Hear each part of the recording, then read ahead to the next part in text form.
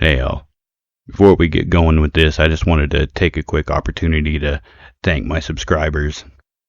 Thank anybody that's stopping by to listen, maybe even for the first time. And hey, if you dig what I'm doing, go ahead and drop a like, comment. If you find yourself coming back, go ahead and subscribe, man. I hate to be that guy that asks, but all this really does help out, and I appreciate it more than you know. It did take a little bit of time and work and a bit of money to obtain the equipment to start doing what I'm doing.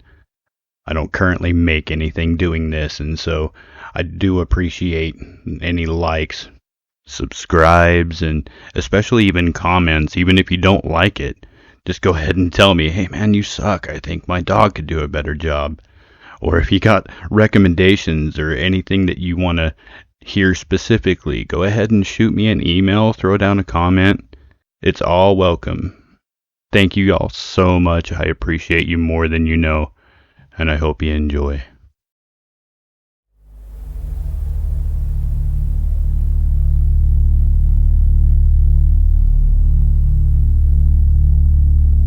This is not a dream. You are a part of this living nightmare.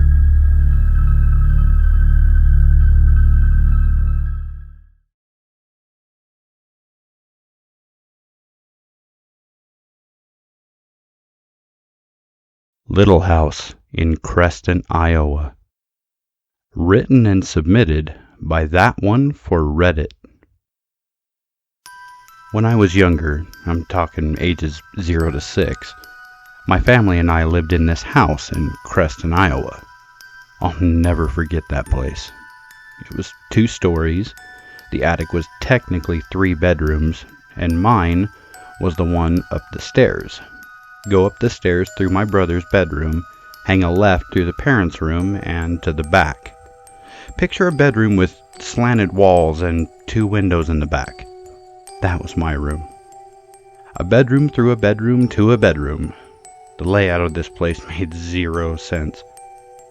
It also had a basement that, from my very vague memory, had never stopped flooding. Not sure what that has to do with the story, but I'd like to know what happened to this place. I remember a little road that if you followed it around the back, you'd go under this tunnel bridge that supported trains. If you'd look out the side window from the kitchen, you can see the public baseball fields. I'm 32 now, my brother 29, and we still have dreams about this nightmare for children. Every night, when I would go to sleep, I would see these glowing eyes in my windows. 2 sets of them on occasion, like it brought its friggin' buddy to come peep on this 5-year-old in the 2nd-story window, you know? I tell my mom all the time, and to this day she just thinks that I made it up. She gave me the typical mom response and told me to stand up to my fears. Well, I did. Once. That night I yelled, "Go away!" And the body that the eyes were attached to started to frantically try to open the window. I had them locked, of course.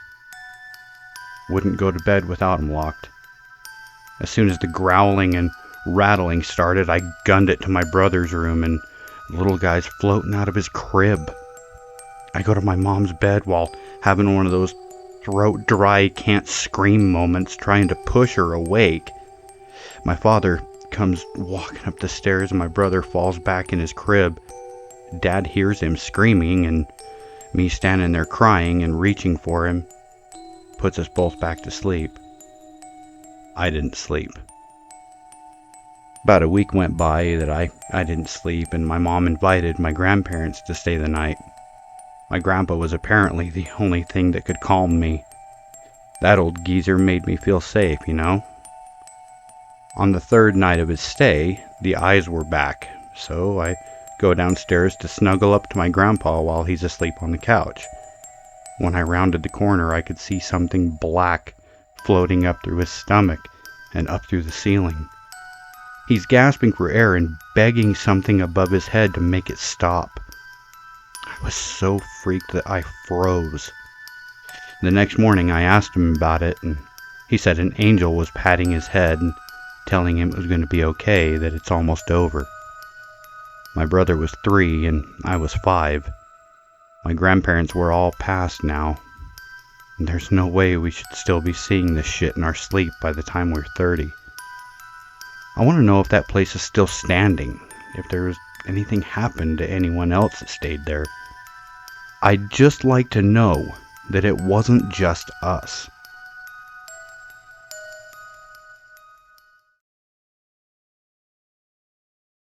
It Comes at Midnight.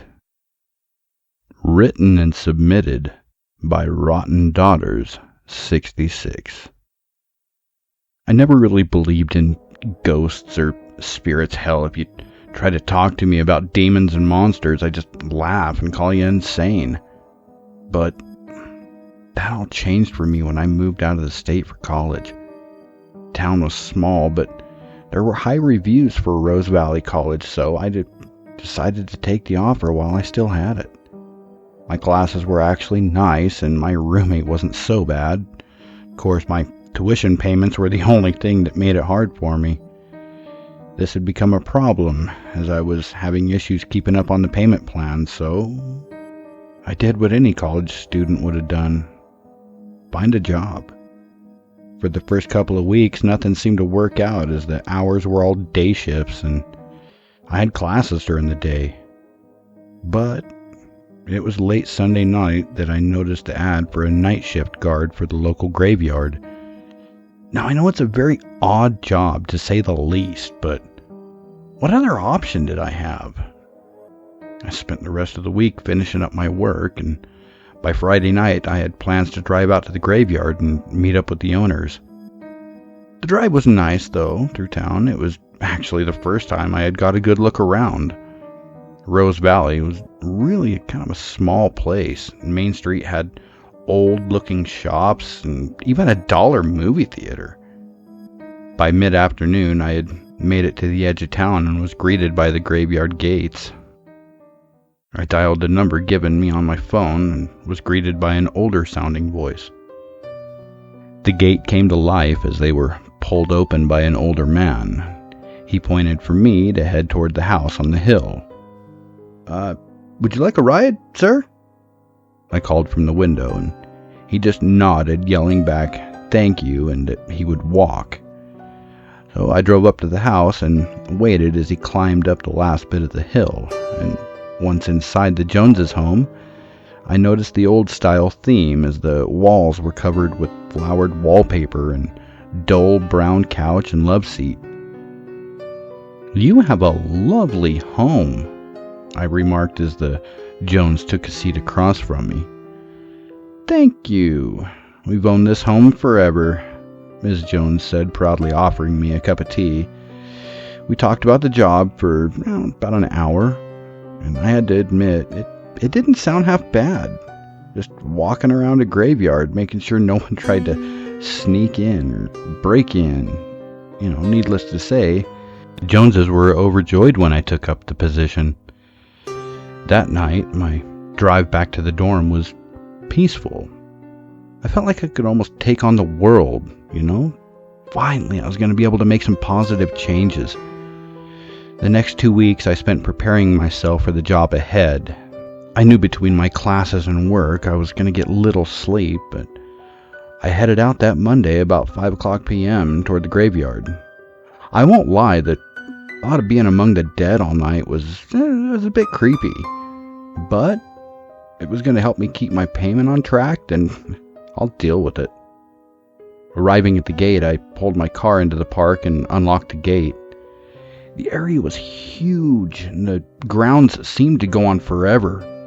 Getting back into my car, I met up with Mr. Jones, who was waiting at the house. He seemed happy to see me and asked me inside for a bit of dinner. Of course, why would I refuse food? We all talked again about me and my life, and I really felt like I was home, all over again. Soon I said goodnight to the couple and started down the trail. The graveyard was a distant walk from their house, but it was kind of nice on this cold September night. Once at the gate, I stopped looking through the bars in wonder of the graves. They seemed to go on for miles. And from what I remember, this is the oldest graveyard in Rose Valley. Well, maybe not too old. In the distance was a small guardhouse stood to the side of the gate. The first couple of hours were quiet, but, peaceful. I could really get used to this job. I walked the fence line a couple of times, but spent most of my time inside the guardhouse just trying to keep warm. I admit having this job was not as scary for the first couple of months. Nothing would happen, and I spent most of my night working on homework. My life was going great as I took classes, then worked for the Joneses at night, but,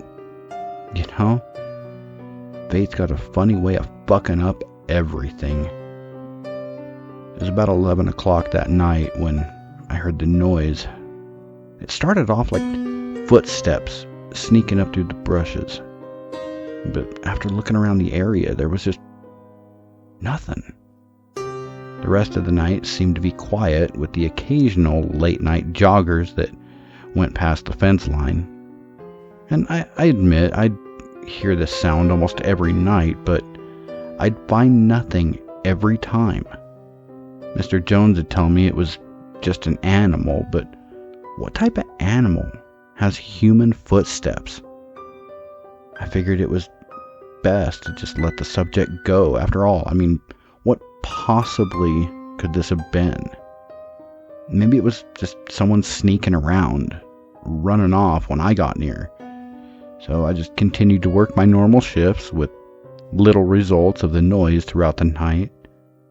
I don't know, maybe whoever it was had stopped coming, knowing that I was there, Either way, I was just glad it was gone. I told my roommate about the strange noise, but she just laughed and was joking that it was the boogeyman and that I better watch myself. Very funny, I said with a grin on my face, looking back toward my homework. She seemed to smile back before leaving for the day. After my last class, I gathered my stuff and headed out for the night. And, I admit what happened that night was just the beginning of this nightmare. It was shortly after 11:50 p.m. that I noticed the noise, grabbed the flashlight, and started toward the fence line. Nothing. Perfect, I said, rolling my eyes. But something caught my attention. 2 glowing balls looked from the brushes. I didn't know what to think. I couldn't look away, but I wanted to run. Something seemed to keep me in that spot. I turned away only for a second. Nothing again. Just the brush. "Okay, you little shits. Stop hiding from me and come out," I yelled as rage filled my mind. Looking down at my phone, I noticed the time was 12:01 a.m. Rolling my eyes again, I went back in my homework. Again, I chose not to tell anyone about what I saw, but maybe I should have, because it was about to get worse. Most nights around the same time, around close to 12 a.m., the noise and glowing balls would return every night. I started to second guess myself. Stupid, I know, but I wanted to find logic and reasoning to the glowing balls in the brush. All that day I researched the history of Rose Valley Graveyard, but I found nothing haunting. Maybe I was just letting the fear get to me. My walk from the house that night was not an easy one. In fact, a new type of dread started to come over me. I started my night walking the fence line, and only this time I wanted to see every inch of this graveyard. The further I got, it seemed to get a lot darker. The lost lamplight was not comforting. Nothing but graves and wooded areas all around me. Oh, come on. I was almost upset at myself for letting the idea of spirits get to me. I returned to the guardhouse and started on my homework with low music playing. I hadn't noticed the time, but that noise, made me look up. I almost panicked seeing a face looking out from the brushes at me. Her large eyes seemed to take up half of her head, and discolored skin looked to be peeling away. "Fuck!" I said, grabbing for the flashlight and shining it in her direction. She screamed and ran off into the night, and I didn't know what to do, so I just bolted back in toward the house. I told the Joneses about what I had saw, and they only looked confused before I gave up. "Look, I'm sorry. I'm just tired. I must have been seeing things." I was defeated as I walked to my car and drove back home. I dreaded the next day having to face the Joneses, and after last night I didn't even know if I was going to keep doing the job. But when you got payments like I had, you knew you'd face your fear was all you could do. So I started at the graveyard gate that night, hoping for once that whatever it was just wouldn't visit. Either way, I had to be brave. I have to admit, looking back on this last night I worked was the darkest night that I've ever faced. I watched the time with a heavy heart and panicked, almost waiting for that face. But for some reason, 12 a.m. hit and nothing. Now, I know I should be happy, but something wasn't right. I grabbed my flashlight and headed toward the brush. Nothing again. I was confused. Had I really been seeing things? I walked back to the guardhouse in defeat again, but fate had been waiting. I saw her standing near one of the graves. She was wearing a black dress, and a veil covered her face. I wanted to run toward the house, but I couldn't move. Either she knew I was there, or maybe she was waiting for me to get close. I didn't know what she was doing. Ever have that moment where you just, you see her life flash before your eyes? Well, yeah. She turned and looked at me, but only her head moved. I screamed and rushed toward the house. She was behind me now. Her black dress had now formed a black mist as she charged after me. Running up to the front door, my heart almost dropped. It stood open and the light inside was dim. Hearing her closing in, I bolted into the hallway and locked the door. I called out, but no one answered. I looked through the entire house, but there was no sign of life anywhere. My heart sank into my chest, and I wanted to get into my car and go, but I knew she was waiting outside. I waited out the rest of the night, falling asleep on the couch. "Hey!" I awoke as Mr. Jones looked confused and worried. I told him about what had happened, and for once he seemed fearful. I walked with him back to the graveyard and showed him the grave where she had been standing. His eyes went wide, and the shock started to set in. You sure?" he said, grabbing my shoulders, and when I nodded, he pulled out a picture and just handed it to me. "This is my daughter. She died on her wedding day," he said, almost tearing up, pointing further into the graveyard. "There's an old barn at the edge of the graveyard," he had told me, "where she hung herself." I ended up quitting my job that day due to the events, but one final walk, I had to explore the barn. It was barely standing, and so I was careful where I walked, but I saw the rope hanging from a low ceiling. I almost teared up, wondering why, until an old picture caught my attention. It showed a young woman hugging a handsome-looking man on the back. It said, "Life took you from me, so I will join you in death. True love never dies.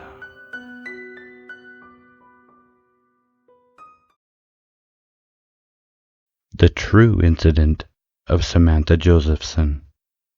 Submitted by Bad Guys Fan 1422. Disclaimer. All in this post is disturbing content. I highly advise you do not take this as a joke or fabrication. Viewer discretion is advised. We all know true stories that are very popular because of what they are.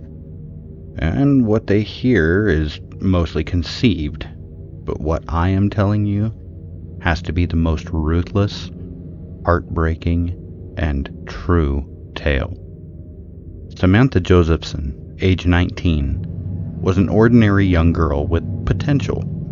She had gone to a university and had a very happy life.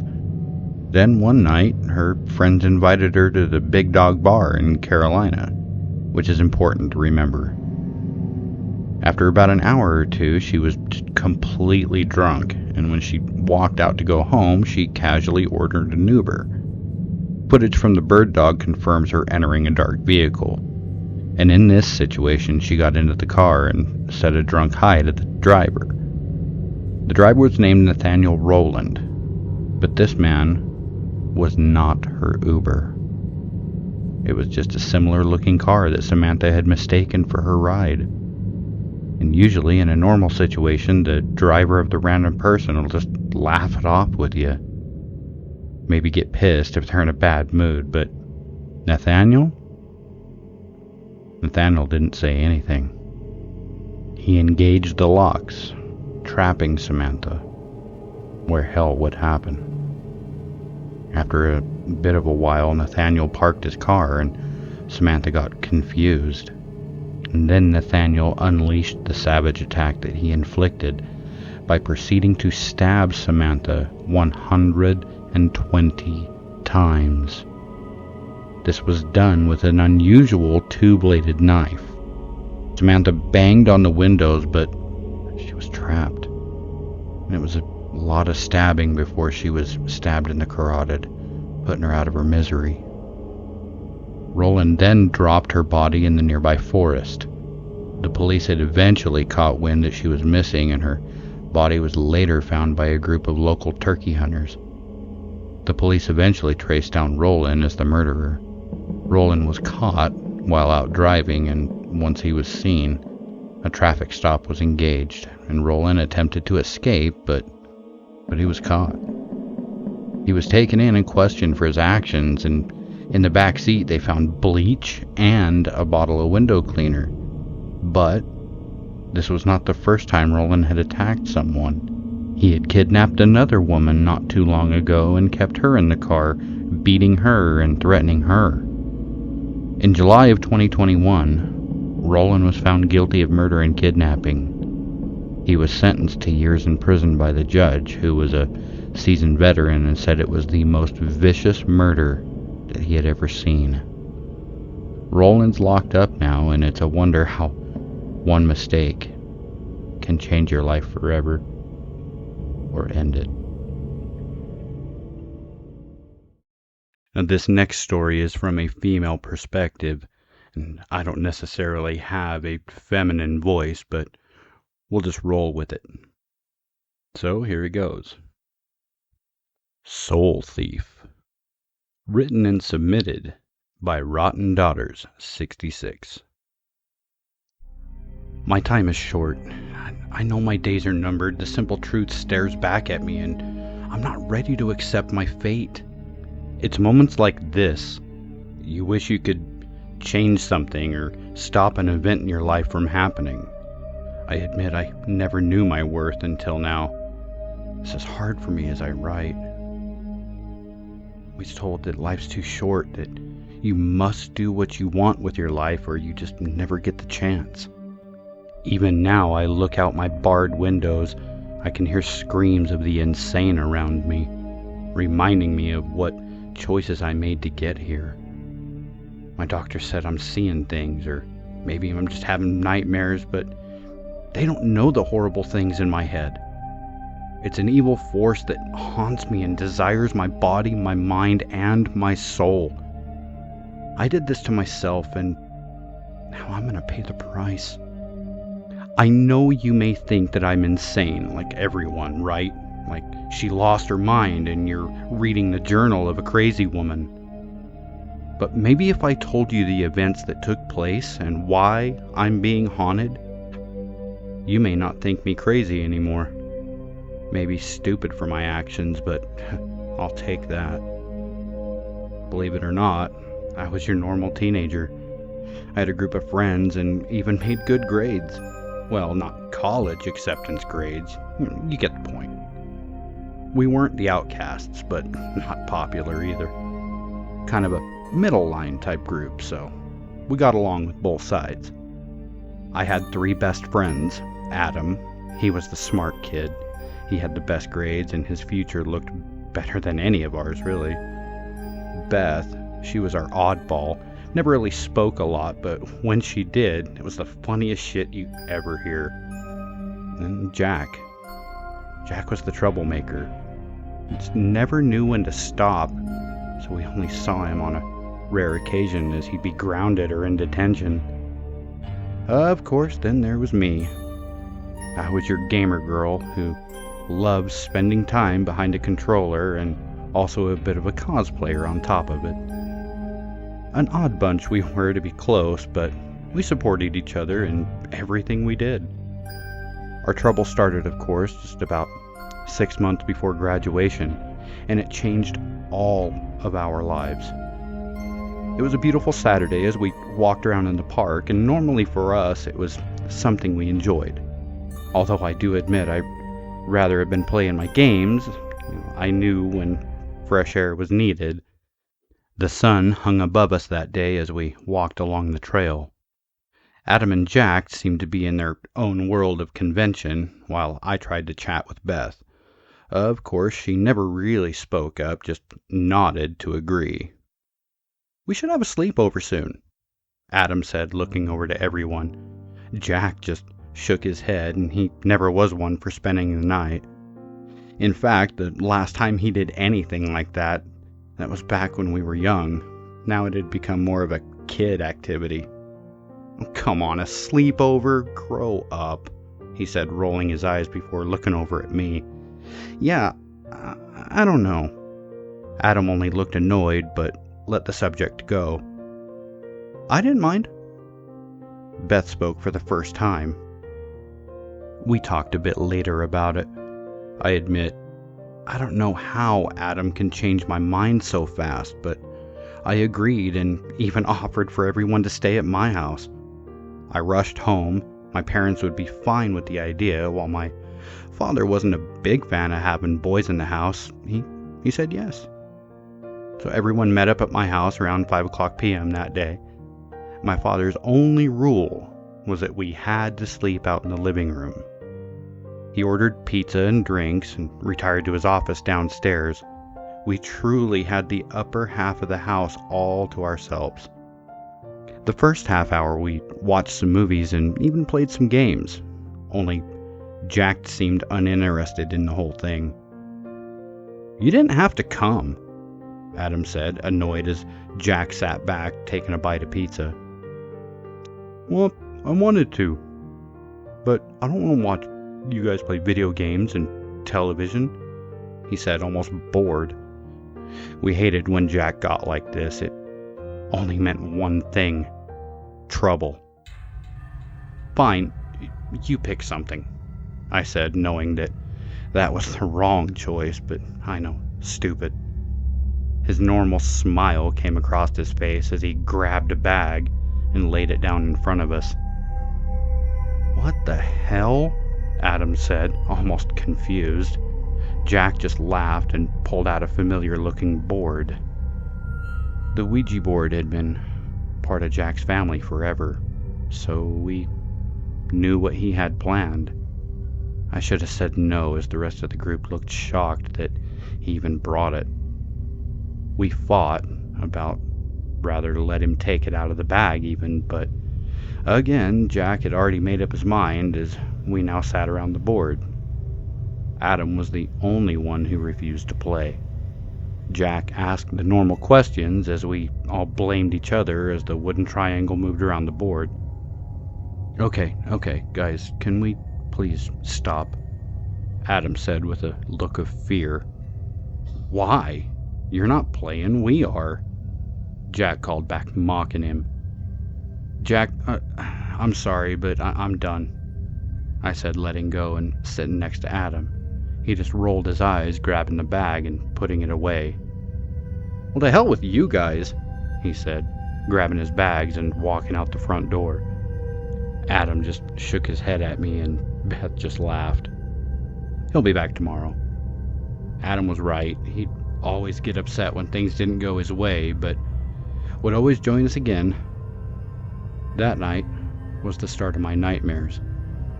I was standing in a dark hallway with this little light in front of me. My heart seemed to race knowing that I wasn't alone. The growing echo made me uneasy. It seemed to get louder if I started to run. Standing still, it only bounced around the area, making it hard for me to focus.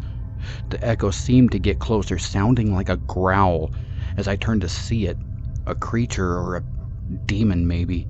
It charged towards me as I started into a dead run. My mind panics knowing what waits for me if I should trip or fall. It's in this moment I fear the most. It mocks me laughing as it closes in, but I'm shocked awake as Adam gives me a worried look. Dude, you were screaming. Are you okay? Yeah, I'm good. Adam wanted to say more, but gave up seeing my panicked expression.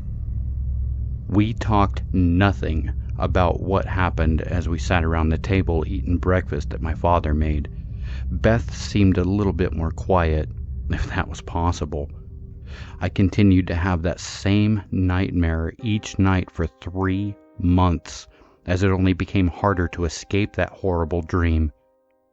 2 words, sleeping pills, Jack said, a bit unmoved by the topic as we sat at the lunch table one September afternoon. I had the same dream, Beth said in protest, almost ready to fight Jack. Adam just nodded, agreeing. Jack just laughed before standing to leave. Do you hear yourselves? God, next thing I know you're going to say the devil himself was haunting you. We agreed it was best not to mention it to Jack anymore. He seemed to be the only one who was not plagued by this nightmare. I know there is something more to this that we're seeing, and it all started when we were playing with that damn board. I tried everything to stop myself from dreaming anything, even sneaking my father energy drinks and taking pills to help me stay awake. But a sugar crash is much worse. Once you're out there, no waking up until your body fights off everything you took. It was one night as everyone met over at my house again, all but Jack, of course. Adam, me, and Beth felt it was best to have another sleepover, but, stay awake. Look, I found some articles on the internet about the topic, he said, pulling out a bunch of papers onto the floor. Beth had already started to read the pile in front of her. Yeah, but does it say anything of how to stop it? Nope, but the stories are, creepy to say the least. Adam handed me one article before turning to talk to Beth. He wasn't wrong. The words brought horrible images to my head as it accounted for this poor person been driven to insanity. What the hell? Beth said, almost dropping one of the papers to the floor. She seemed creeped out as she looked up at us. Adam looked confused, but leaned over picking up the article and started to read the words. Holy shit, he said, almost unable to handle reading any more. What? I said, almost unsure, before Adam passed me the paper. The article talked of a college student who had claimed that she was possessed by the same creature in her dreams. The only thing that saved her was the church exorcising the creature back to the shadows. My mind flowed with fear as images of the creature stood in the hallway laughing again. No! I said, throwing the paper down for the last time. Adam only nodded, agreeing, before Beth spoke up. Did we see it? What, the creature? Yeah. Adam finished before gathering up the papers and throwing them back in his bag. The rest of the night was spent drinking tons of caffeine and watching funny videos online. We dare not even think or talk about the topic. I must admit, at this point, my story doesn't get any better. In fact, I suffered more than I wanted to. It was late November that I noticed the changes. Adam had become jumpy, while Beth just stopped speaking altogether. Jack, of course, stopped hanging out with us. Something about how he couldn't be around us anymore. I wasn't sure how to explain my own change, but I was starting to see things that weren't there. My parents feared that something wasn't right, and so they sent me here, the mental ward, away from all my friends and family. I wanted to cry the day that they made that decision. I fought to understand why and how this was happening, but of course I never got my answers. The doctor even seemed to keep a close eye on me. I haven't slept since I arrived here a few years ago, although my recent news made my mind snap. Oh God, Adam and Beth, I lost them. Adam was found in a tub, with cuts bleeding out. And Beth hung herself. But it was Jack who really lost all hope. Police found his body from an overdose of pills, and a note that he wrote saying that he just couldn't take the nightmare any longer. I know now why Jack couldn't be around us. He was having the nightmare as well, but he never admitted it.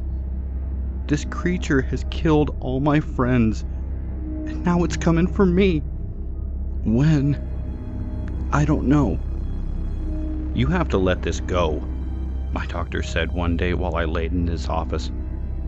It took my friends. Each one dreamed about it killing them, I said, almost in tears. The doctor only shook his head before pulling out a small item. He told me to lay back and handed me a small pill. I fought him at first, knowing what he was trying to do. Take it, or I'll have to have somebody help you take it. I didn't know how to react, but all I remember was charging off the couch, the doctor landing on the floor as blood went down his face. The orderlies had burst into the office by then, holding me down as the doctor grabbed a shot and injected me with something. I couldn't move. My eyes were feeling heavy. No, please don't do this.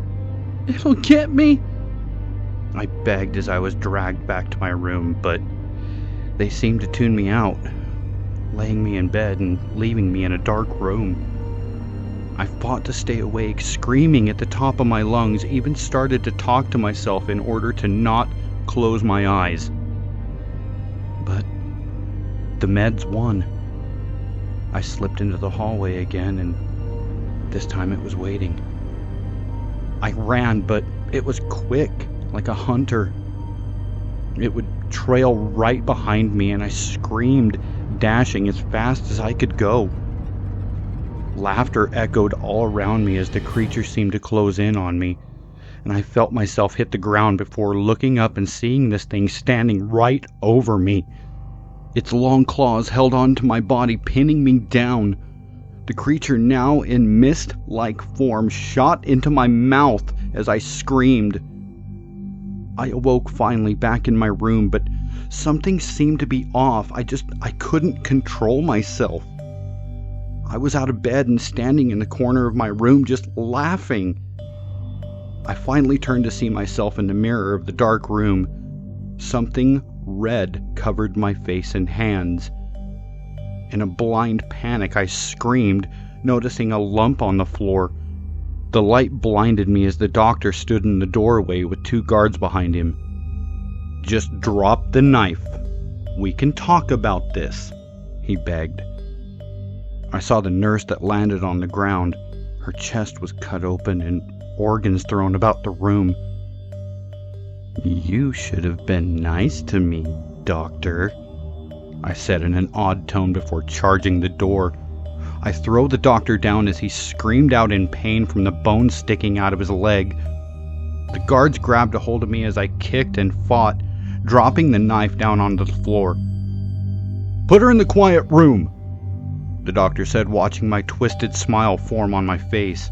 I screamed and yelled all the way down that hall until I was shut inside the tiny room. I awoke a few hours later looking out from the bars. My mind wasn't my own, but it was the reflection from the mirror on the wall that made me panic. The creature looked back at me and just grinned. "Your soul belongs to me," it hissed, sending my head into the glass of the mirror. Pieces of glass sliced into my flesh, and as I laid out bleeding, coughing up blood, my last thoughts were of my family, my friends. "Free at last," I said, closing my eyes.